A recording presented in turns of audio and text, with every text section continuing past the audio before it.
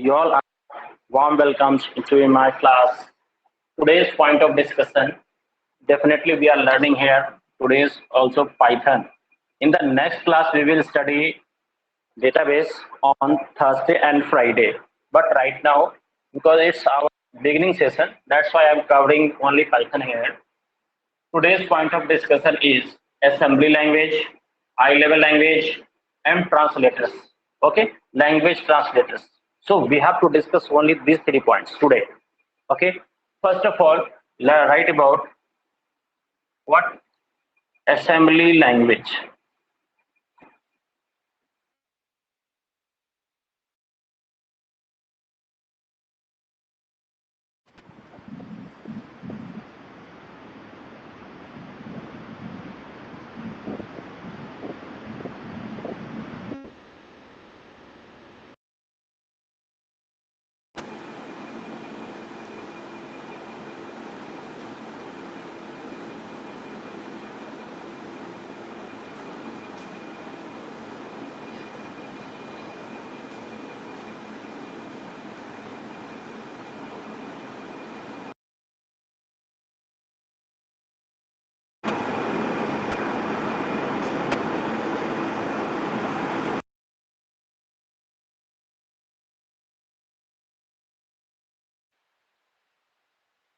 We are going to learn about assembly language.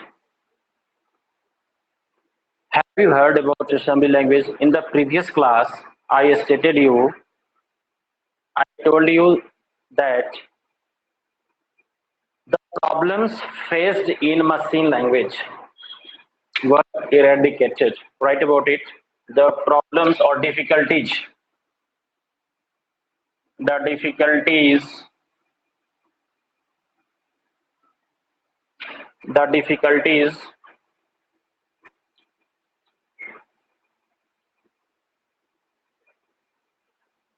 faced in machine language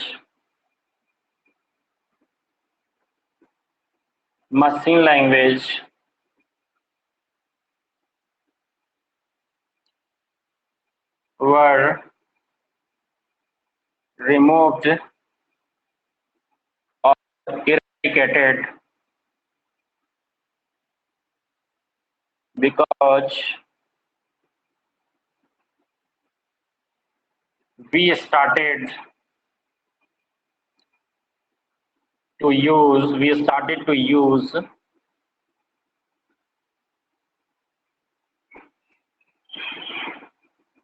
some codes of some codes of English language, some codes of English language like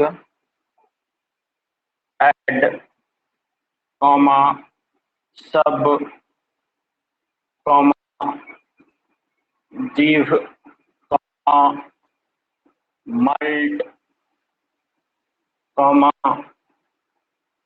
print, etc. We started to use English language, some codes of English language like add, sub, div, mult, print, etc. which is called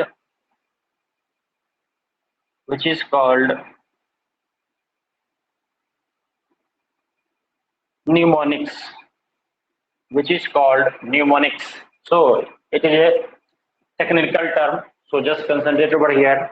Mnemonics, which is called mnemonics in this language.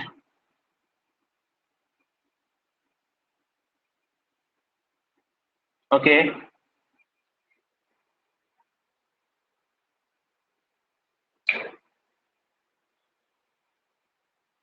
Now note it down immediately.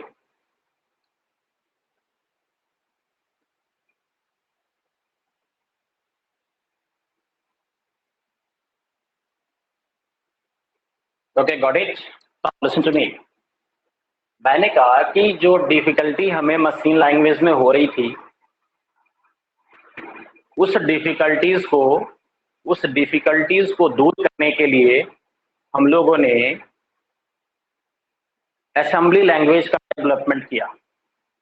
Assembly language में ऐसा क्या हुआ, तो assembly language में हम लोग 0 और 1 के बदले अब हम लोग अंग्रेजी के छोटे छोटे वर्ड्स यूज करने लगे। क्लियर? अंग्रेजी के छोटे छोटे वर्ड्स यूज करने लगे। उन छोटे छोटे कोड्स को हम लोग न्यूमोनिक्स कहते हैं। क्लियर? तो उन न्यूमोनिक्स का प्रयोग, अब मैं जहां बोलूंगा तो छोटे छोटे वर्ड्स नहीं बोलूंगा, कोड्स नहीं बोलूंगा, and mnemonics. Okay, so mnemonics were used in this language which ultimately resulted in what? The more understanding of the course to the users। मतलब क्या हुआ कि जो लोग उसके यूजर थे, जो प्रोग्रामर्स थे, उन लोगों को न्यूमेरिक्स का प्रयोग करते समय उन्हें कुछ ज्यादा अंडरस्टैंडिंग डेवलप होने लगी और वो अधिक क्या करने लगे, प्रोग्राम के कोड को समझने लगे थे। ठीक है, तो अब इस न्यूमेरिक्स का प्रयोग करके हम लोगों ने प्रोग्रामिंग करना शुरू कर दिया। फिर समस्या आई कि यह क्या है, न्यूमेरिक्स का प्रयोग जो हम लोग कर रहे हैं ये हमारे लिए तो बेनिफिशियल है, यूजर्स के लिए तो बेनिफिशियल है, यूजर अंडरस्टैंडेबल है, लेकिन it became overhead for the computers too. अब ये कंप्यूटर के लिए ओवरहेड हो गया because our machine doesn't understand assembly language directly. Clear?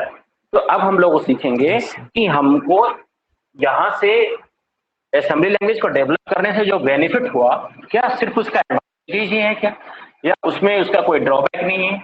तो अभी हम लोग सीखेंगे एडवांटेजेस ऑफ और ड्रॉबैक, दोनों ही इसके बारे में सीखेंगे कि क्या इसका एडवांटेज हुआ और क्या इसका ड्रॉबैक था जो हम लोगों ने असेंबली लैंग्वेज में फेस किया।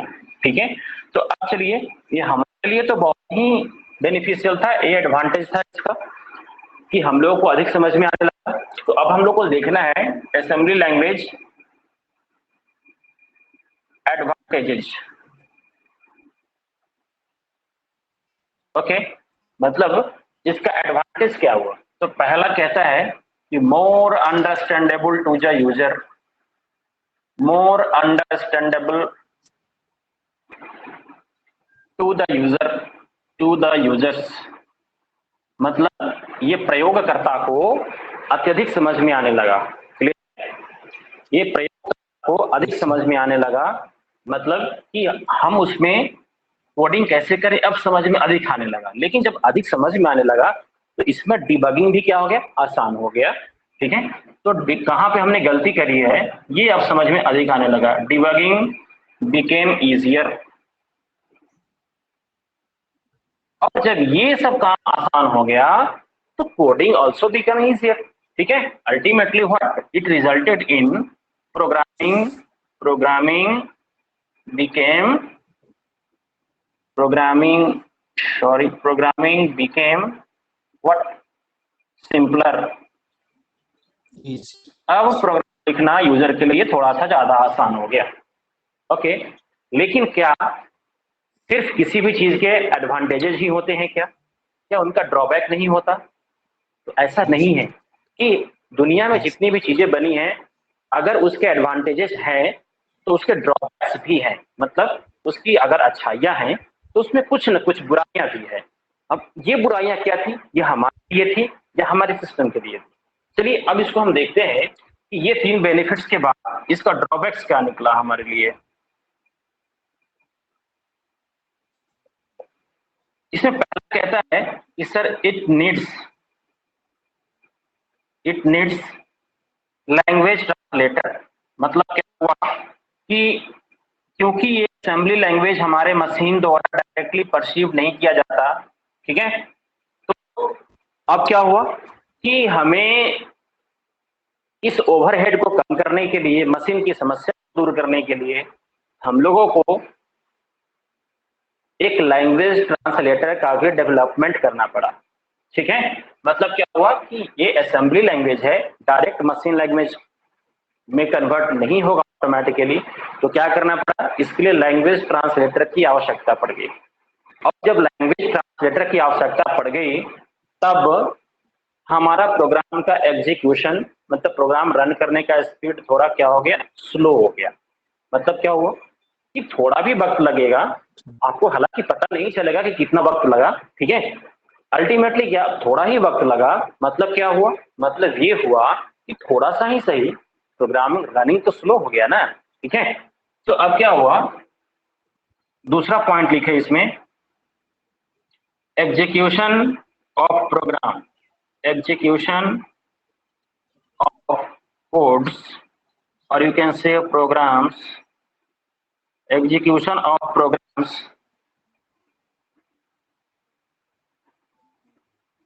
became slower।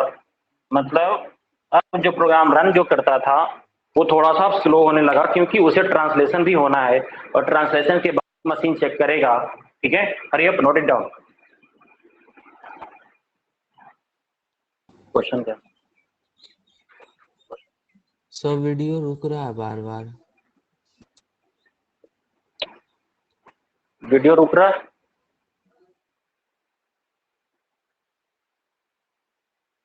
क्या हुआ, दिख नहीं रहा? हाँ, वीडियो रुक।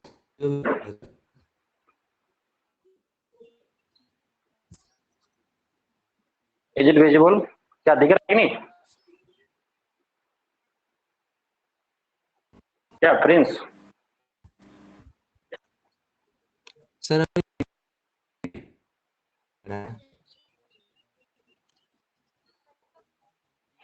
Am I audible to you? मेरी आवाज सुन पा रहे हैं आप? Sir yes. Now is it visible or not?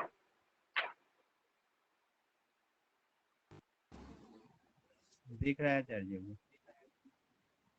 Okay, now note it down please.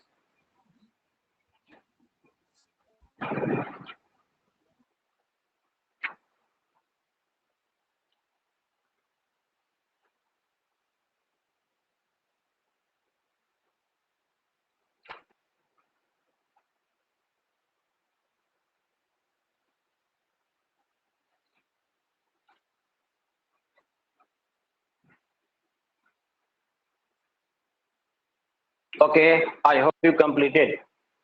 तो मैंने बताया आपको क्या कि यहाँ पे तीन जो हमको फायदे मिले, तो हमें दो इसका ड्रॉबैक भी मिला।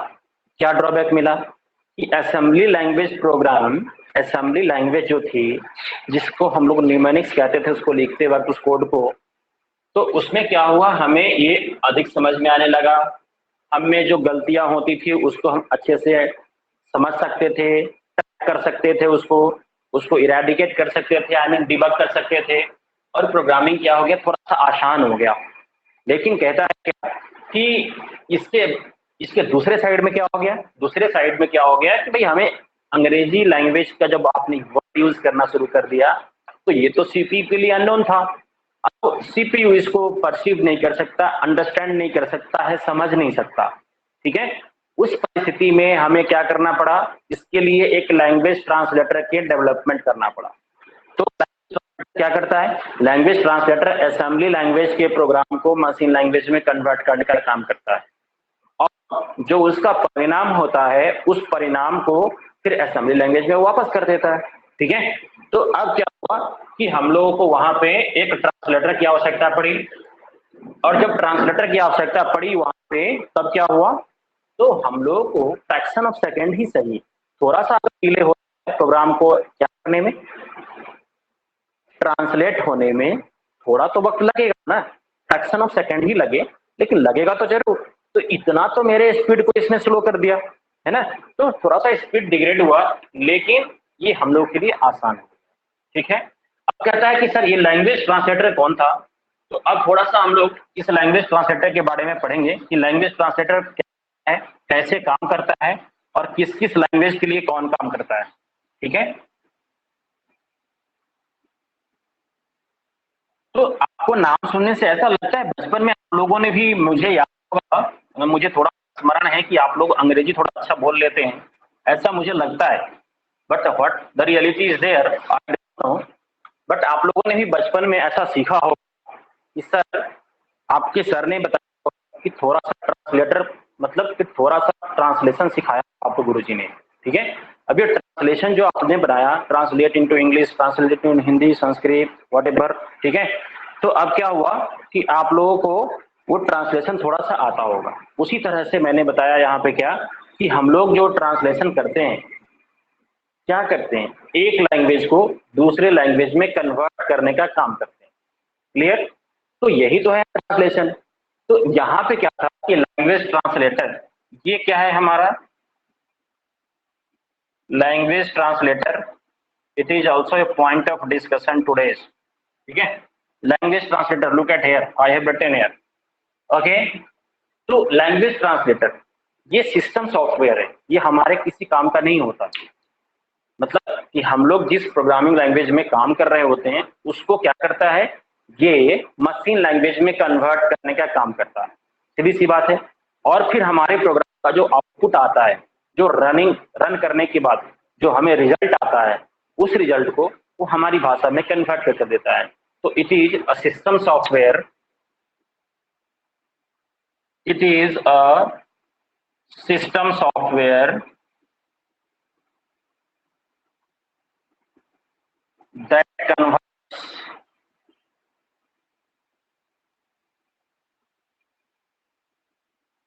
source code मतलब व्हाट, जो यूजर ने लिखा है, आई मीन यूजर प्रोग्राम।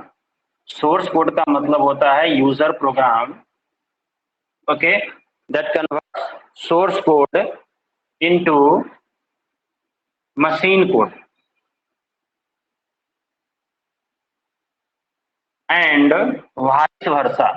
मतलब क्या हुआ कि जो परिणाम आएगा उस परिणाम को ये क्या करेगा, आपके फिर जो जो जिस लैंग्वेज में आप यूज कर रहे थे उसमें ये कन्वर्ट करने का काम करता है, ठीक है। उसके बाद क्या कि देयर आर 3 टाइप्स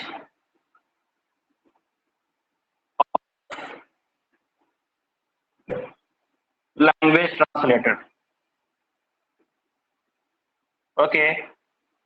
तो लैंग्वेज ट्रांसलेटर अभी तक जितने कंप्यूटर का डेवलपमेंट हुआ है, अभी तक हमारे पास 3 ही लैंग्वेज ट्रांसलेटर हैं जिनका प्रयोग हम लोग भी करते हैं। तो कहा गया कि एक ये कौन कौन है, 3। तो पहला है असेंबलर, दूसरा है कंपाइलर, और तीसरा है हमारा इंटरप्रेटर।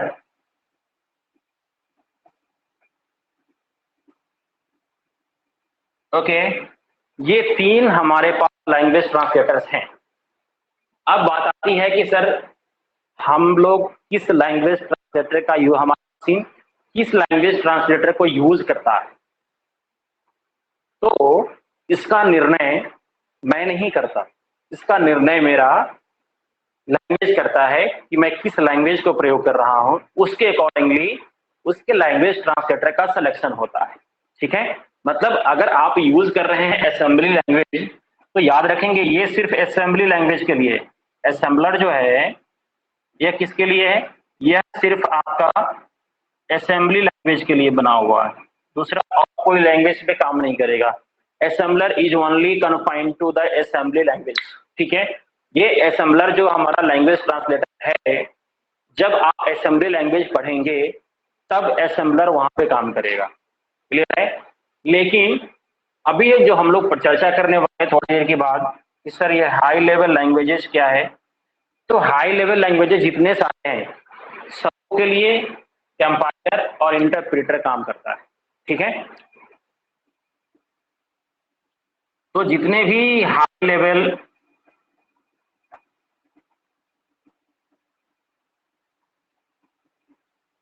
लैंग्वेजेज है उसके लिए कौन काम करेगा, आपका असेंबलर और कंपाइलर, सॉरी कंपाइलर और इंटरप्रेटर काम करेगा।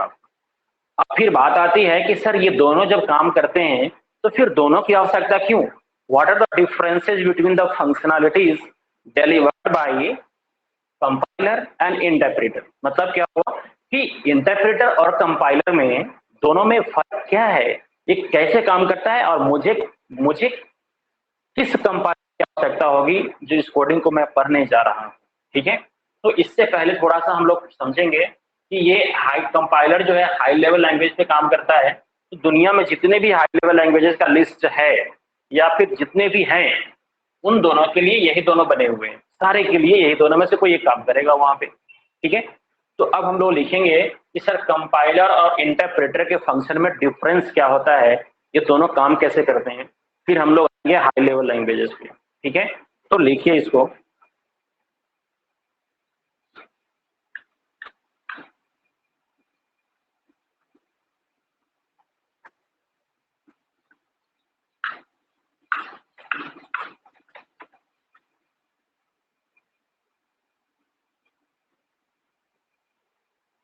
Okay, now look at here.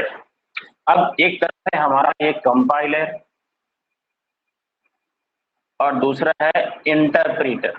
Look at here, how do they work, how do they work. अब ये दोनों काम कैसे करते हैं, थोड़ा इसके बारे में समझना है हम लोग। इंटरप्रेटर और कंपाइलर दोनों में फर्क क्या है, तो कहता है it scans, scans means what, reads, it scans or reads entire program once, and if it is error free, then converts it into machine code. Look at here,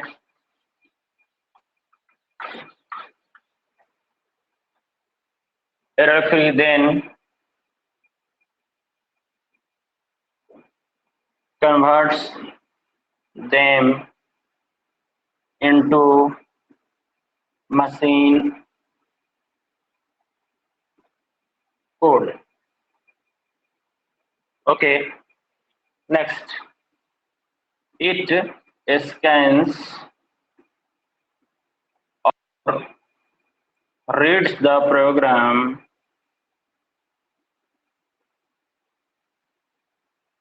line by line and converts them into machine code accordingly. Okay, so this is the basic and simple difference. This is the basic difference between assembler and compiler. अब इसको थोड़ा सा समझ लिया जाए। मैंने बताया क्या, कंपाइलर और इंटरप्रेटर काम कैसे करते हैं। दोनों हाई लेवल लैंग्वेजेस को ही कन्वर्ट करने के लिए बने हुए हैं। तो सबसे पहले हमको ये समझना है कि कंपाइलर क्या करता है, पूरे प्रोग्राम जो आपका जो लाइंस ऑफ कोड होगा, एलओसी जो होगा, लाइंस ऑफ कोड जिसको हम लोग कहते हैं एलओसी। एलओसी मतलब लिस्ट ऑफ कैंडिडेट नहीं, लाइंस ऑफ कोड हम लोग यहाँ पे बोलते हैं। आप लोगों ने एलओसी का मतलब अभी तक ये समझा होगा कि सर लिस्ट ऑफ कैंडिडेट। ठीक है, तो लिस्ट ऑफ कैंडिडेट नहीं, लाइंस ऑफ कोड यहाँ पे मतलब है हमारा। ठीक है, आपने जितना भी लिखा, कंपाइलर क्या करेगा, अगर उसका रन बटन दबाएंगे तो पूरे प्रोग्राम को एक बार स्कैन करेगा, पूरे प्रोग्राम को रीड करेगा। कहता है कि सर अगर ये क्या होगा सर, एरर फ्री होगा। अगर क्या होगा, एरर फ्री। अब एरर कितने तरह के आते हैं, तो एरर दो तरह के आते हैं सर। बेसिकली हमारा दो तरह के एरर होता है, घबराने की कोई बात नहीं।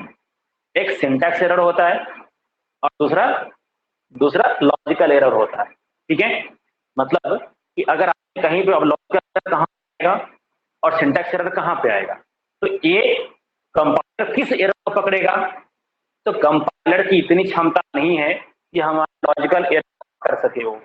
ठीक है, हाँ, भले जब रन करेंगे प्रोग्राम को तो आउटपुट उसका उल्टा पुल्टा आएगा, तब समझ में आएगा कि मैंने कहीं गलती किया है।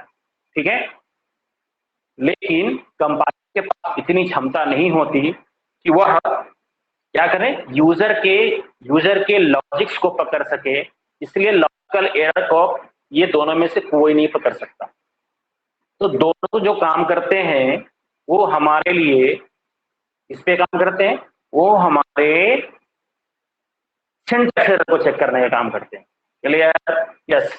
तो अगर हमारा प्रोग्राम सिंटैक्टिकली अगर फिट है, ठीक है, तब उस परिस्थिति में हमारे प्रोग्राम का क्या होगा, कन्वर्जन हो जाएगा, नहीं तो नहीं होगा, ठीक है, वो रुक जाएगा और कंपाइलर वहां पे इंडिकेट करेगा, आपको बताएगा, कर्सर आ जाएगा, वहां पे पॉइंट आउट करेगा कि सर यहाँ गलती है, उतने नंबर पे वो बताएगा आपको, लाइन नंबर इतने पे कोड गलत लिखा हुआ है। क्लियर है? तो ये सिंटैक्स एरर को पकड़ता है। उसी तरह से मैंने बताया इंटरप्रेटर, इंटरप्रेटर क्या काम करता है, इंटरप्रेटर लाइन बाय लाइन काम करता है। मतलब क्या करेगा, एक लाइन को रीड करेगा, अगर सही है तो कन्वर्ट कर दिया, ठीक है, ये लाइन बाय लाइन फंक्शन करेगा, कंपाइलर एक साथ करता है। कंपाइलर इसलिए थोड़ा काम करता है, अगर कोई एरर है तो कोई नहीं करेगा, ये अगर ये पहला लाइन को कंप्लीट कर लिया, रीड कर लिया, यहाँ एरर फ्री था तो कन्वर्ट कर दिया और दूसरे पे जाकर रुक गया, क्योंकि इसके बाद क्या वहां पे गलत है, तो गलत लिखा तो आगे उसको भरने नहीं देगा आपको, ठीक है। लेकिन ये क्या करेगा, पूरे प्रोग्राम को एक बार पढ़ेगा, एरर फ्री होने पे ही कन्वर्ट करता है मशीन कोड में। क्लियर है? और वाइस वर्सा का मतलब इसका जस्ट विपरीत, मतलब आपके जो प्रोग्राम का जो आउटपुट होगा, आप जिस लैंग्वेज को यूज कर रहे हैं उसी लैंग्वेज में फिर वापस कर देगा उसको, ठीक है। तो ये हमारे लॉजिकल एरर दोनों में से कोई नहीं पकड़ पाएगा। जैसे अब लॉजिकल एरर क्या होता है, सुनने में तो ऐसा लग रहा है कि लॉजिकल एरर सर क्या हो सकता है, लॉजिकल एरर टोटली वेग ना, इट्स क्लियर। जैसे प्रिंस कुमार ने लिख दिया कि सर मैं यहाँ पे लिख रहा हूँ X assign 5/0, 5/0, is it possible, is it possible to compute, is it possible to calculate, 5 को 0 से डिवाइड कर सकते हैं क्या हम लोग, कर सकते हैं क्या, नहीं कर सकते। मतलब क्या, यहाँ तक हाँ ये लॉजिकल एरर हो गया हमारा, लेकिन सिंटैक्स में अगर ऐसा लिखा है तो कंपाइलर एरर नहीं पकड़ सकता, वो 5 को किसी से डिवाइड करिए, क्या फर्क पड़ता है। हाँ, रन टाइम में क्या करेगा, आउटपुट गलत आएगा, रन टाइम में एक्सेप्शन आपको एरर, ठीक है, तो वो गलत हो जाएगा, आउटपुट गलत आएगा, लेकिन सिंटैक्स इसको नहीं पकड़ पाएगा कि हाँ ये सही है या गलत है। तो लॉजिकल एरर को कोई कंपाइलर आज तक नहीं पकड़ पाया है, ठीक है। तो ये कैसे पकड़ सकता है, दोनों में फर्क इतना ही। चलिए, I hope it's clear to everyone. अगर कोई क्लियर नहीं है पूछ सकते हैं।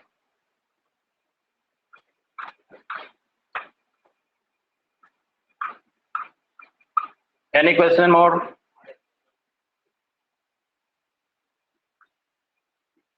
Keshav? No sir, all clear. नहीं sir. I hope it's clear to everyone. Is it clear? Okay, now high level language. High level language. What do you mean by language? A language very right about it. A language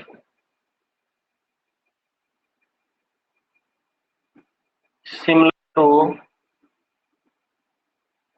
English language. एक computer language कर दें, ये programming language करें तो ज्यादा better है।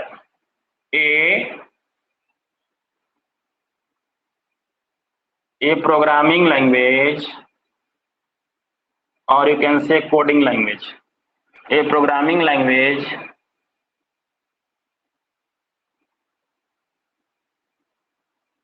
Similar to English language, similar to English language that results in what, easily writing, that results in easily writing and debugging of codes, that results in easily writing and debugging of codes. सबसे पहली बात यह समझ लिया जाए कि high level language का मतलब क्या होता है। जो यूजर के लिए मोर कन्वीनियंट हो।